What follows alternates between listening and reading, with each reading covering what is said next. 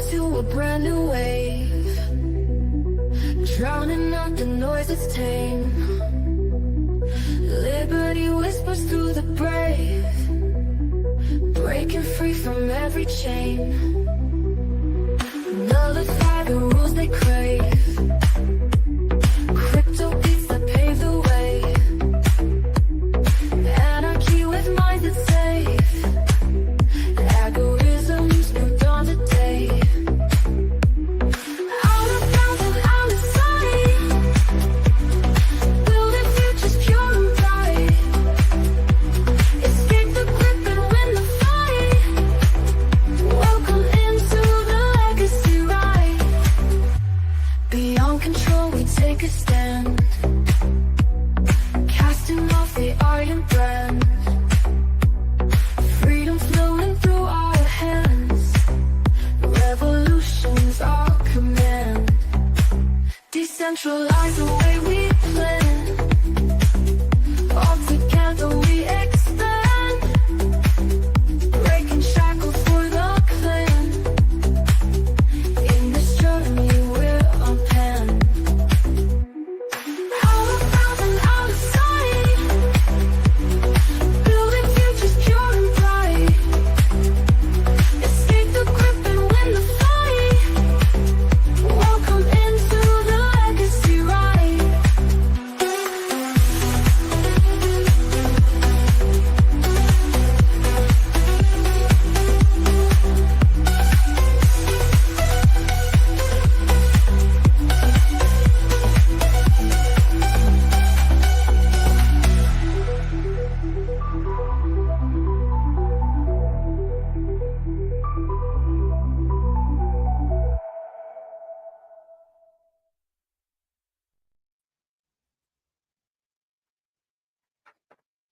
Like my arm. Hello, neighbor. How do you see And you? good Tuesday evening on Legacy News episode 26. We about to get into a good one. This one going to be coming straight from the mouth of Andrew Henderson, nomad capitalist, all about birthright citizenship. I am the legacy of Jennifer and Kaiser. I'm Zachary Kaiser. This is Andrew Joseph, pervert.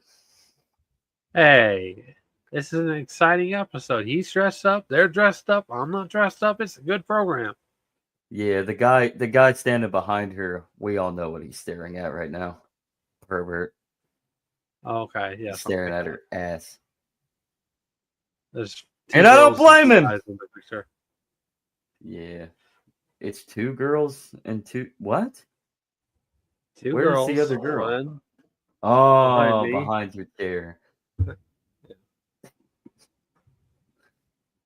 This is why Andrew wants the dual citizen passport. He wants to become a passport bro, and he wants to go through the St. Kitts and Nevis program, get his visa free. Boot camp. Yeah, his visa. No, let me finish. Go get his dual passport through St. Kitts and Nevis, and then head to Japan for some fun. But good Country. it is. I don't want to go to the city. I want to go live out in the country. You want to go I to want to Kyoto? live in the woods. I want to go live in Kyoto. I The want to old go to imperial capital. Hokkaido. That too. Oh, Hokkaido. Yeah, Hokkaido's out in the middle of nowhere. Literally. Exactly. I want to be off Yeah. the face of the earth. Oh, I didn't say I wanted to live in Kyoto. I said I wanted to go to Kyoto, the old imperial capital. I'm sure it's a nice place. Yeah, I'm not going to live there. It's a large city now. I want to be out in the middle of nowhere. Although compared to Tokyo, Kyoto is not Tokyo. But speaking of that, it's amazing that we started off on that because we have a video from Nomad Capitalist himself. And it kind of touches base on Trump's rhetoric of the day. You've heard that Trump wants to get rid of birthright citizenship, mostly because of the illegal rhetoric. So should we just dive into it there, Andrew? I mean, hey, anytime I get a chance to put Andrew Henderson over, I'm going to give it a shot. So here we go. Let's do this. I will get rid of you. Donald Trump is back in office, and one of his first acts was to end what's called birthright citizenship. As a citizenship expert, I see a lot of misinformation in the U.S. media about exactly what this is. And today we're going to set the record straight, tell you what this means for folks who've been relying on it, and tell you what it means for Americans in general. Go where you. Donald Trump said he would end birthright citizenship if he were reelected. You promised to end birthright citizenship on day one. Is that still your plan? Yeah, absolutely. But the process is a bit less understood. Birthright citizenship in the United States was started in 1868 with the 14th Amendment. And they included the clause subject to the jurisdiction thereof, ostensibly to ensure that diplomats and invading armies wouldn't get citizenship for their children just because they happened to be in the United States. The understanding for some time has been pretty much everybody born in the U.S. is a U.S. citizen. And I have personal experience with this because when I renounced U.S. citizenship, I got what's called a certificate of loss of nationality. And on it, it says, Andrew Henderson obtained citizenship by virtue of birth in the United States. The fact that both of my parents were born in the United States, the fact that both of them are U.S. citizens is absolutely irrelevant. I was born in the United States, and that's what made me a U.S. citizen under the concept of what's called jus soli. Jus soli is a way that a lot of countries and the Americans look at granting citizenship, which we're going to talk about in a minute, versus European and most Asian countries, which focus on jus sanguinis, the idea of citizenship through the blood, versus the more American as a continent concept of citizenship on the soil. And that jus soli was upheld in a landmark Supreme Court case, U.S. versus Wong Kim Ark in 1898. This was a child that was born to Asian immigrants and ultimately ruled, the guy can be a U.S. citizen. Another significant case was Perkins versus Elg in 1939, where the Supreme Court ruled that a person born in the U.S. to immigrant parents would retain their U.S. citizenship, even if they left after getting the citizenship and was raised abroad, provided they returned to the U.S. and assumed its duties upon reaching adulthood. That's not really something that is really an issue anymore. There are a handful of countries like Ireland, for example, that if you're naturalized, they ask you to continue to live there to maintain that citizenship. It can be kind of nebulous at times exactly what they want. But really, these days, a U.S. citizen is a U.S. citizen. There's no class of, oh, you left when you were young, because plenty of people like me who were born to American parents, I mean, we could have moved overseas as well. That wouldn't have taken away my U.S. citizenship. And so I think people often misunderstand long absences from the U.S., that doesn't invalidate your citizenship. In fact, pretty much the only way to invalidate U.S. citizenship by birth is to do as I did and renounce it. And so even though Donald Trump has said that the United States is the only country that does this, We're the only country that has it. Through an executive action? We're the only country that has it. in fact, nearly 36 countries around the world do this. And quick side note, we made an episode on why I really don't hire Americans. In that clip, you see a news anchor, it's one of the biggest news organizations in the United States, who's paid millions of dollars a year, who just nods to an absolutely false claim. I have people working for me for $2,000 a month who came in on day one knowing exactly how this system works and where it works. And that's one of the reasons we hire people all around the world, is because they seem to have a better handle on the stuff that we do with visas and citizenships and taxes and all that. So the policy in the United States, whether you agree with it or not, is largely in line with the policy of much of the Americas. Canada has the same policy, and Canada has some of the same birth tourism issues. You may have seen headlines over the years about places in Vancouver that they go out and they find Asian women have gone there to basically give birth and have Canadian citizen children. And I've long said, if you're going to pick between one of the two of them, why wouldn't you choose to give birth to a Canadian? Canadians still have special privileges more than any other country to live in the United States, and certainly to visit for longer than anybody else. Canada does not tax its citizens extraterritorially. You will not have to, as their parent, be filing a U.S. tax return for their lemonade stand income when they start to do that. And quite frankly, I never understood why anybody went to the United States other than the great marketing, when the same thing happens in Canada. But the same thing also happens in pretty much every other country in the region. Mexico has it. Most countries in Central America have it. And one of our speakers at Nomad Capitalist Live, Joshua Sheets, actually was in Costa Rica when one of his children was born. That child is now dual Costa Rican and U.S. citizen, merely by virtue of being born in Costa Rica. And if you are an affluent person, as Joshua is, quite frankly, I think having Costa Rican citizenship and freedom of movement in that region and a great, passport for traveling, quite frankly, I think that's more advantageous if you already have some money and if you have some skills to be able to make money. You may not need the United States. And I think perhaps that's one thing where I feel like Donald Trump thinks the United States is the only place people can make money. I'm living proof that, yes, I made some money in the US, but most of my money has been made living overseas.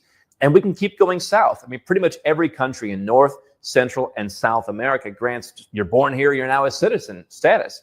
Brazil, Argentina, Panama, they've all been discussed as places where Americans and other Westerners go to give birth because they want their children to have more neutral passports. Really, the only kind of exceptions are Colombia and Chile, where they require some sort of a permanent residence requirement of at least one of the parents when you're giving birth. And so those are two places where you couldn't give birth. But even the Caribbean, for example, we talk about citizenship by investment in some of the Eastern Caribbean countries. This is where you make a donation in a year or a little less, you get a passport. You have freedom, you get a second passport. But you can go to St. Kitts and Nevis, for example, give birth, and your child will be a citizen of St. Kitts and Nevis for free. And so most countries in the Americas do this. There's a handful of other countries around the world, like Pakistan and Fiji, that also offer this unrestricted birthright citizenship. By the way, you might want to check where your parents were born, because we've literally had clients where their parents were born in Mexico, didn't even really realize they were Mexican citizens, and therefore their children could be Mexican citizens. And that could apply to theoretically any of these countries. So definitely check your family tree, especially your parents. Where were they born? And you might be entitled to a second passport for free. Now, the Chile and Colombia model that I mentioned is actually largely what I think Donald Trump wants, where he's saying at least one parent should be a permanent resident of the United States. Now, the challenge with that, as has been discussed by some experts, is there's plenty of people who are legally in the United States, i.e., student visa holders, or the much discussed H-1B program visa holders, where they're not permanent residents. They don't have a green card. There's other visa categories like O-1, exceptional talent. We've had clients who have that. Those are not necessarily visas that require you to pay U.S. tax if you don't live there. E-2 visa holders, where you make an investment in the United States, you're not a permanent resident. And so for clients of ours who, let's say they have some kind of U.S. business, and they're giving up their U.S. citizenship, or they never had U.S. citizenship, they want access to the U.S. as a resident permit holder, but if they don't live there full-time, they don't want to pay U.S. taxes on their foreign interests, they might get an E-2 or an O-1. Or again, other people might be students. The Donald Trump model that would follow what only Chile and Colombia do would basically say, yeah, your kids aren't U.S. citizens. Now you can say, hey, that's fine. You have a passport somewhere else. Your child should be a citizen of those countries. But it's something to keep in mind, because I think people don't understand the difference between even residence and citizenship, let alone the different levels of residence. Permanent residence is something that you would generally work towards. There are things like the EB-5 program where you get an instant green card. And so people want a green card, but that comes with certain tax requirements, and not everybody living in the U.S. legally has a green card. The other thing is that it's been legal for people to come to the U.S. as tourists, whether on an ESTA, because they're Australians or German or whatever. I don't think too many people are doing that, but also on a tourist visa. I know someone who is Armenian, went to the U.S. Embassy in Armenia and said, hey, my husband and I, we want to visit the U.S. We're going to be there for a few months. And they did that as they were pregnant. And they went and they followed all the rules, and they gave birth in a U.S. hospital, and now they have a U.S. citizen child. I certainly would not have recommended that to them. I would have told them to go somewhere else. But they did it without me knowing. But they were pretty upfront about it at all steps along the way, as far as I know.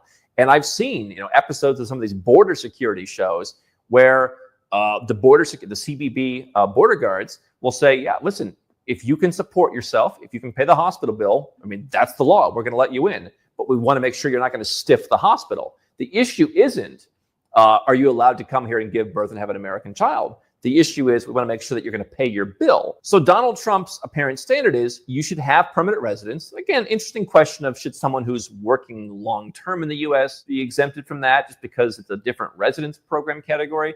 You can certainly understand perhaps the idea that you shouldn't be able to just engage in birth tourism on a B1, B2 tourist visa. That wouldn't be uncommon. I mean, if you come to our live event, Nomad Capitalist Live in Kuala Lumpur, and you go to Prince Court Medical Center, and you give birth, Always be your plugging. child will not be Malaysian under any circumstances. They will be the citizen of where their parents are from. A lot of countries around the world are already doing what Donald Trump is talking about. For example, in Europe, the standard is citizenship of the blood. Where are your parents from? Big exception that we see is Portugal. If you get a golden visa or another residence permit in Portugal and you hold that residence permit for a year, you can give birth in Portugal and your child will be Portuguese even though you're not, because you have some kind of residence permit. And in addition to all the citizenships of this child's parents, because they were born in Portugal, of which neither their parents are Portuguese citizens but are Portuguese residents, they are also now a Portuguese citizen, and that child has 4 passports at birth using that system. That wouldn't work really in any other European country. And so what my argument has been for years is if you want to give your child a head start, you should go somewhere else and you should give birth where it is legal and it is allowed to give that child a second passport. If you're European, giving birth in Germany is not going to give your kids any extra advantages. Go to Brazil, go to Mexico, go to Panama, go to a country where they allow this. And particularly if you already have a Western passport, you don't really need another Western passport. You don't really need a US passport. That's pretty dangerous from a tax perspective. Canadian passport, those countries do kind of frown on it. I don't think Brazil particularly cares. I almost think some of the other countries actually welcome it. They're happy to have you go to their good hospitals and pay for their services. And what do they care? They're happy to give out a passport. Donald Trump obviously does care. To me, this isn't offensive one way or the other, but I think it's important to understand the ramifications of what's happening. Donald Trump says he was opposed to illegal aliens. Obviously, the electorate supported him in saying, hey, yeah, let's not give them citizenship for being here illegally. That's now been extended, though, to people there legally as tourists and now legally on the wrong kind, quote unquote, of residence permits. Obviously, as someone who gave up his U.S. citizenship, this doesn't make any difference to me, but I think it's important to understand what are the values of the country and what countries you're going to be more like if you go down this path. Donald Trump's campaign pledge was a lot against illegal immigration and illegal aliens.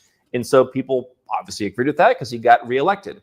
And so what the Trump camp argues is that illegal aliens weren't resolved by those past Supreme Court cases because in those earlier cases, their parents were legally in the U.S. And yet that doesn't entirely square with saying that people who are on, let's say, a B1, B2 visa or an ESTA or who have other, the wrong kind of work permits, they perhaps will have their children not subject to this U.S. jurisdiction for purposes of birthright citizenship. Now, obviously, illegal immigration wasn't really much of a thing even 100 years ago. I mean, Ellis Island, anybody could just show up. And so the idea of even passports is very much a thing of basically the last century.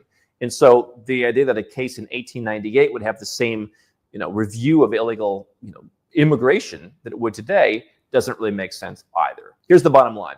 Donald Trump wants, as of February of 2025, that unless you are the child of a citizen or a green card holder, you won't be a U.S. citizen. Now, that obviously is in addition to anything else they're doing with removing illegal aliens, for example. It seems anyone born before that would be fine. I know that in the first Trump term, there was talk of denaturalization, which a lot of administrations hadn't really done. But the idea was we're going to go through and see if when you were naturalized as a citizen, did you commit any kind of fraud? Did you answer anything inaccurately?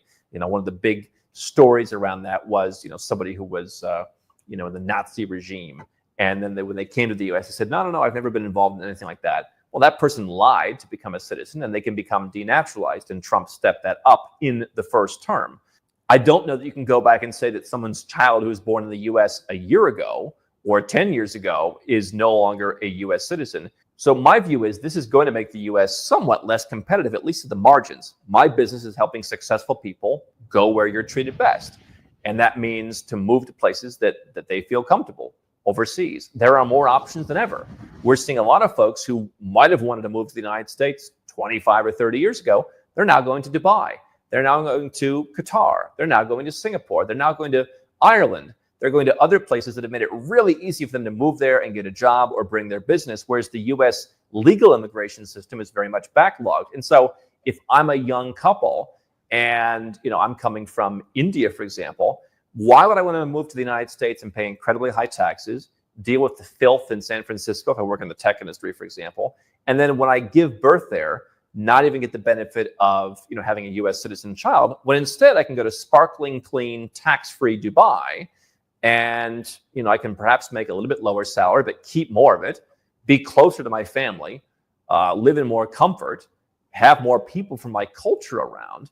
Why would I go to the United States? I mean, the proposition is going to be less interesting. And perhaps there's people who say, yeah, good, we don't want that person coming. Okay, well, I mean, you're going to have less talent if you're going to end this.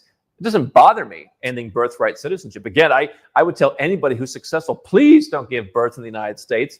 Give your child the chance of not ending up, for example, like Boris Johnson, the former Prime Minister of the UK. He was born in the US, he left at 5, and when he sold his flat in London, the IRS came knocking at his door for a tax bill that the country he lived in didn't even assess. The IRS is what taxed him. Why would you put your kids through that? Only people, in my mind, who are really coming from desperate situations would want to have a U.S. child if they're not Americans themselves. But I think that from a U.S. perspective, you're going to have less talent wanting to come. Here's the other issue, and it speaks to why ultimately I chose to renounce citizenship, is I just don't have a great fundamental trust in the U.S. government and its institutions. I think that they're a lot more corrupt. I think it's just a lot worse place than the average person thinks it is, that the marketing tells you it is. And so the Supreme Court, being 6-3 on the conservative side, could help get this through. And ultimately, that's where this could be decided. I mean, they voted 9-0 to basically suppress the First Amendment and just say TikTok has to go because we don't like them. So what's to say they wouldn't squash what some believe is the 14th Amendment? And so beyond that, the vice president of the United States, who thinks that if you don't have kids, you shouldn't get to vote. If you're not here permanently, if you're not subject to the jurisdiction of the United States and don't plan to be, why would we make those people's children American citizens permanently? Makes this argument that you're not subject to the jurisdiction of the United States, even though you're literally in the U.S. and subject to all the U.S. laws. I mean, it just doesn't make sense to me. I'm not an anti-Trump guy. I'm not a left-wing guy. This is nomad capitalist. I'm an extreme capitalist who helps people pay as little tax as legally possible. And yet it concerns me that this country, the great United States, really? I mean, if those parents who are on an H-1B visa committed a crime, would they be subject to the jurisdiction of the United States? Well, of course they would. This idea that they're not when it comes to, giving their children citizenship as enshrined in the Constitution, fine, change it. By all means, change it. That process doesn't bother me. Sure, plenty of countries in the world don't give citizenship to tourists or illegal immigrants. No problem with that if that's what your country wants to do. But we should at least try and square the arguments that we're making. And so for me, I think that the U.S., at some margins, is probably going to lose some people who are going to look at this and say, it just doesn't really make sense. But it'll be interesting to see what happens, whether this gets resolved through an actual constitutional amendment, which would be really hard, or whether it just goes to the Supreme Court and they say, yeah, we agree with your interpretation of the 14th Amendment. Either way, I would plan on having a place, whether I'm American or not, where am I going to give birth to my children so where they have the most opportunities? And if that was the U.S., well, I mean, you probably should look at that.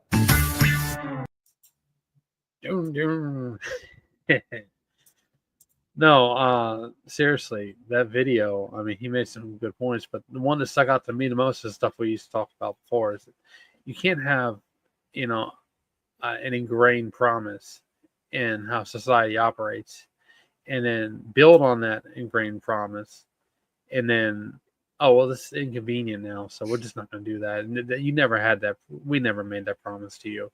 It was a couple 100 years ago. We don't do that anymore. And then 50, 70 years later, oh, we're going to go back to that playbook. Yeah. No, that's not. He's not making. He makes a good point. There's no consistency, even if it isn't a long-term perspective about what they can and can't do or what they will or won't do. But Andrew, we're going to make America the greatest in the world. America will be great again. We just have to make it for Americans. Birthright citizenship for all these illegals will be stifled. HB 1, I agree with, but you are not American. America will be great. I mean, a lot of people voted for it. That's what you asked for. Yeah, a lot of people voted for it. I just want you to know I'm a communist.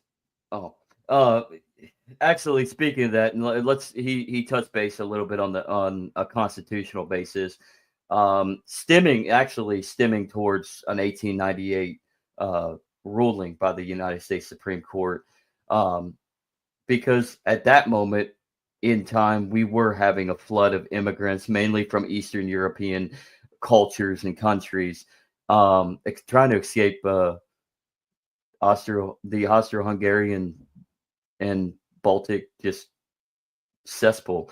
But And the, the fact of the matter is constitutionally, can he do this? Because he is overstepping the Constitution by committing to it executively. And on top of that, is a Trump presidency a proof that the Constitution is not fit to exist? do I have to say the line? I think I have You to say have the to line. You're gonna have to say the line. Either the Constitution exists as it. Dang it! I see. I pushed myself, and that's what you messed it up. Either the Constitution. Go ahead. You go ahead. You go ahead. No, No, please. go ahead. No, I've already you screwed it wanna up. say it. I screwed it up twice. You say it. Either the Constitution has given us a government that we have now, or it has been powerless to stop it. And I paraphrase, but that's effectively what the quote is in no And treason. I think he's testing that principle right now with how quickly and briskly he's moving. You think Donald Trump read No Treason? I mean, wasn't Michael Malice at Mar-a-Lago? You don't mean to tell me Was he did he? maybe mention? Yeah, he's talked about it Oh, on his wow. podcast. I haven't watch watched too much YouTube. Michael's. Yeah, I haven't watched Michael's podcast in a minute. I'll have to look that up. See, I got shit that I got to catch up on too. Right. But no, I mean, yeah, they're moving pretty briskly. That's probably why I tried to lose so much weight. Yeah. Another thing that I have on this, and I wrote notes watching this. I'm writing notes, everybody. I'm professional now. That's how you do as a podcaster and an independent media journalist. Why has the U.S. This is for you, Andrew. This isn't for everybody else. Although, drop a comment, join the conversation. What do you think? Why has the U.S. generally used the terminology of "jus soli" or "of the soil"? Well, I mean, we have a very deep, rich, historic German population. It's not surprising that would be integrated into the legal framework that we've established. As flawed as it is not surprised. Yeah. So you're exactly right. The large German population is effectively one major recourse of why you are born here, you are on this land soil, you are an American. So, and it is enshrined to the fullest, no matter how much you the distaste of the 14th Amendment and the fact that it wasn't ratified correctly.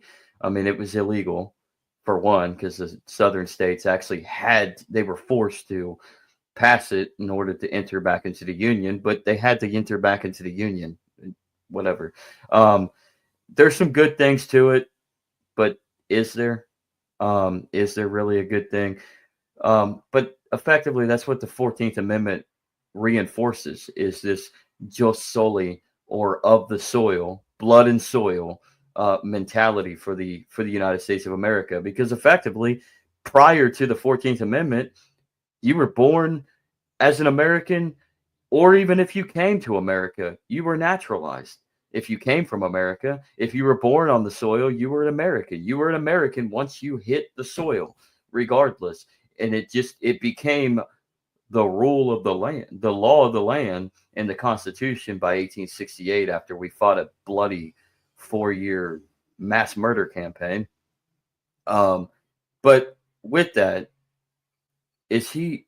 It's weird because I look at Trump and all that he's doing, and he seems like he's a Lincolnite, but then he traverses backwards, and then you're like, wait a second, maybe he's not a Lincolnite.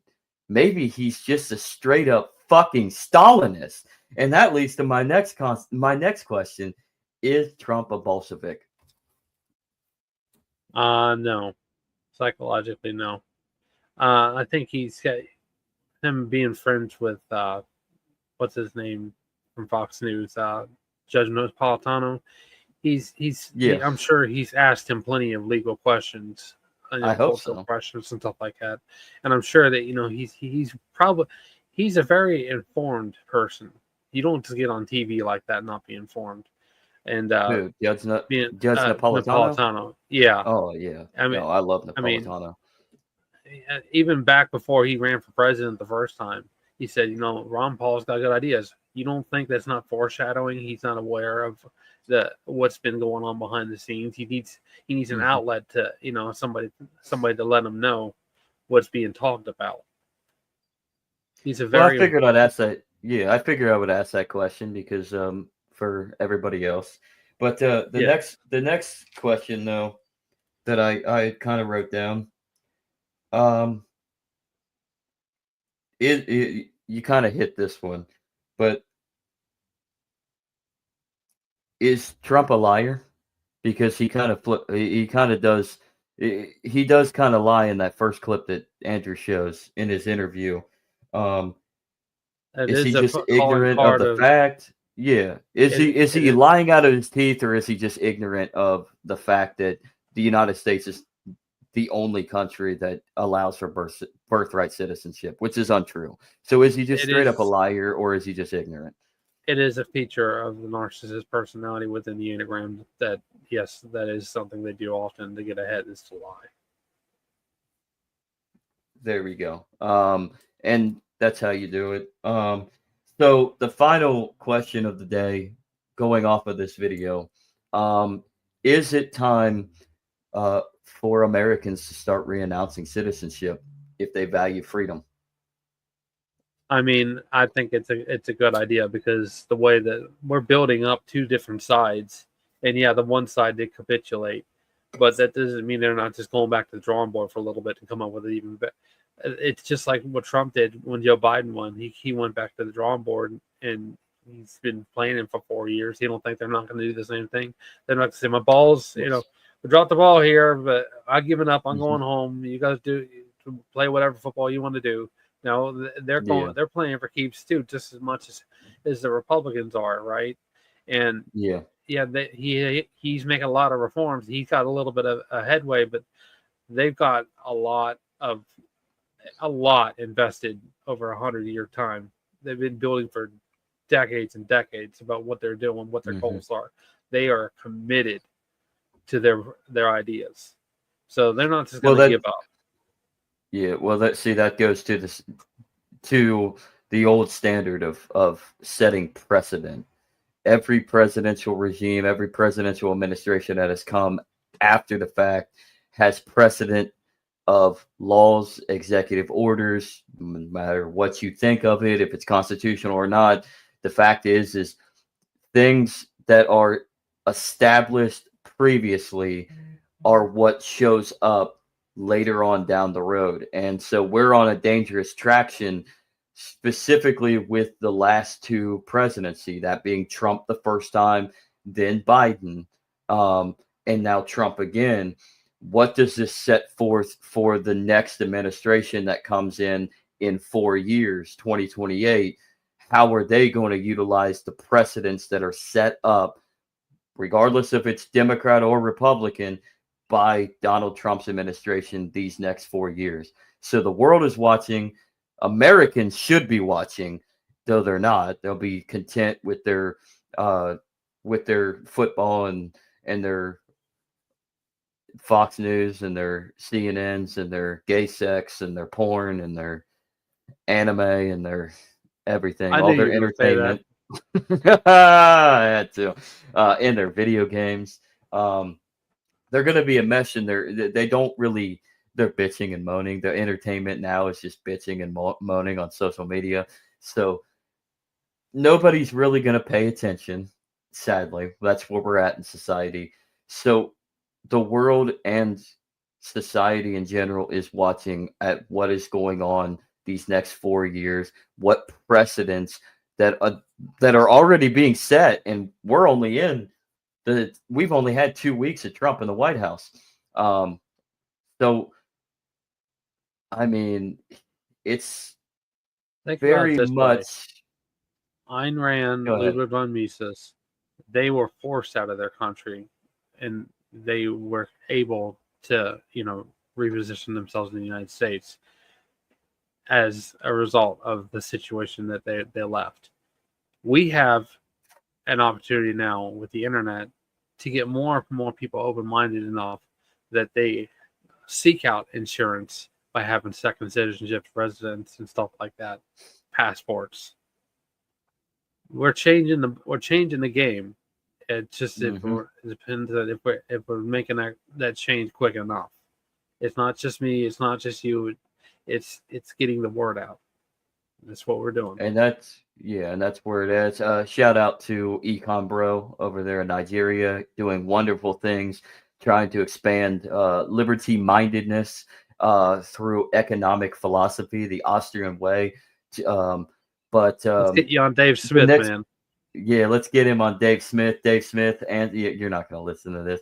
Dave Smith, get Econ Bro on. But what I want to say is maybe that's the next trek of what he needs to discuss, because it goes into the Austrian mindset of going where you're treated best on a societal level before the markets. You have to be somewhere where you're going to be able to utilize that knowledge and know-how within markets. And so maybe the next step in his discovery process to help with the liberty-mindedness in his own revolution in Nigeria would be to discuss nomad capitalism and going where you're treated best, and in sacrificing all to attain the insurance needed to where when the going gets tough in your home country, perhaps you can find something better elsewhere. And you have the freedom of movement, which for you libertarians out there, I thought that was what your whole rhetoric was the freedom of movement. But yet most of you are showing that your open borders chaos, all for welfare, or your open borders or your closed borders, build the damn wall and give me welfare. You're all welfareists. And that's not the mentality. And that's what we're seeing here with this. Is it sounds like to me Trump's rhetoric is close it all down, give Americans the welfare, keep printing money, set up the UBI. May not be the CBDC that the original segue was, and that Biden was setting us up for, but he is setting us onto the track of a C. Trump in himself is going to set us up for that CBDC. But we're going to be walled in. You're walled in with two oceans and two walls separating the rest of America, and that's dangerous precedent. And I say that metaphorically. I don't know if there's actually going to be a wall. Maybe he finally builds the wall. You're making a prison, man. Mexico will be repealed. Mexico will probably be annexed. Why build the wall when you can just invade, destroy the cartels, and then take over Mexico, right? He's already starting.